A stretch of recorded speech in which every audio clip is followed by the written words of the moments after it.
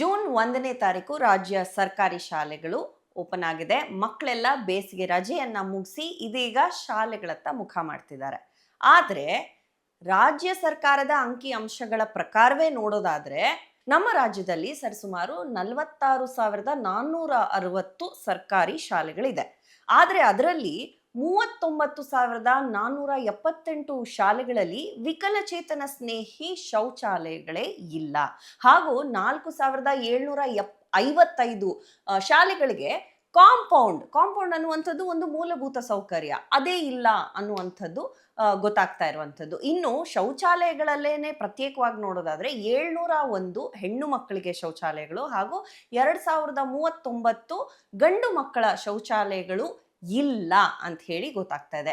ಇನ್ನು ಮುಂದೆ ನೋಡುವಾಗ ಏನಾಗ್ತಾ ಇದೆ, ಸುಮಾರು 606 ಶಾಲೆಗಳಲ್ಲಿ ಸರಿಯಾದ ಮೂಲಭೂತ ಕಟ್ಟಡ ವ್ಯವಸ್ಥೆಯೇ ಇಲ್ಲ ಅನ್ನುವಂಥದ್ದು ಸಹ ಇದೇ ಅಂಕಿ ಅಂಶಗಳ ವರದಿಯ ಪ್ರಕಾರ ನಮಗೆ ತಿಳಿದು ಬರ್ತಾ ಇರುವಂಥದ್ದು. ಇನ್ನು 630 ಶಾಲೆಗಳಲ್ಲಿ ವಿದ್ಯುತ್ ಫೆಸಿಲಿಟಿ ಏನಿದೆ, ಎಲೆಕ್ಟ್ರಿಸಿಟಿ ಅದು ಸಹ ಇಲ್ಲ ಅಂತ ಹೇಳಿ ಗೊತ್ತಾಗ್ತಾ ಇರುವಂಥದ್ದು.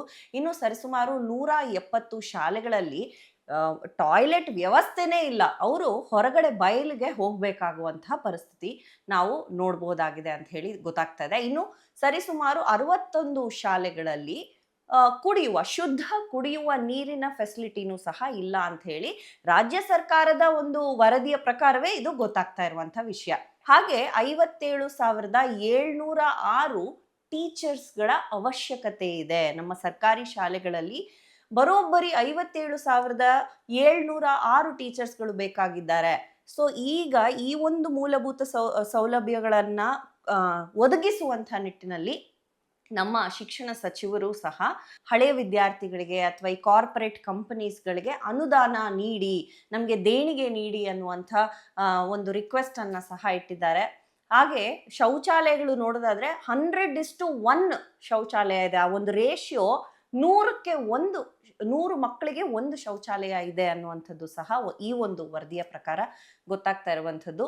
ಮಕ್ಕಳೆಲ್ಲ ಶಾಲೆಗೆ ಹೋಗ್ತಾ ಇರುವಂತಹ, ಶಾಲೆ ಪ್ರಾರಂಭವಾಗಿರುವಂತಹ ಈ ಸಂದರ್ಭದಲ್ಲಿ ಈ ಒಂದು ಅಂಕಿ ಅಂಶಗಳನ್ನ ನಾವು ಅತ್ಯಂತ ಪ್ರಮುಖವಾಗಿ ಗಮನಿಸಬೇಕು ಅಂತ ಹೇಳ್ತಾ, ನೀವು ಹೋಗ್ತಾ ಇರುವಂತಹ ಶಾಲೆಯಲ್ಲಿ ಯಾವ ಮೂಲಭೂತ ಸೌಕರ್ಯದ ಒಂದು ಫೆಸಿಲಿಟಿ ಇಲ್ಲ ಅನ್ನುವಂಥದ್ದನ್ನ ನೀವು ಕಮೆಂಟ್ ಮಾಡಿ ತಿಳಿಸಿ ಅಂತ ಹೇಳ್ತಾ, ಇದೇ ರೀತಿಯ ಹೆಚ್ಚಿನ ಕಂಟೆಂಟ್ಗಳಿಗಾಗಿ ಫಾಲೋ ಮಾಡಿ ಸುಮನ್ ಟಿವಿ ಕನ್ನಡ.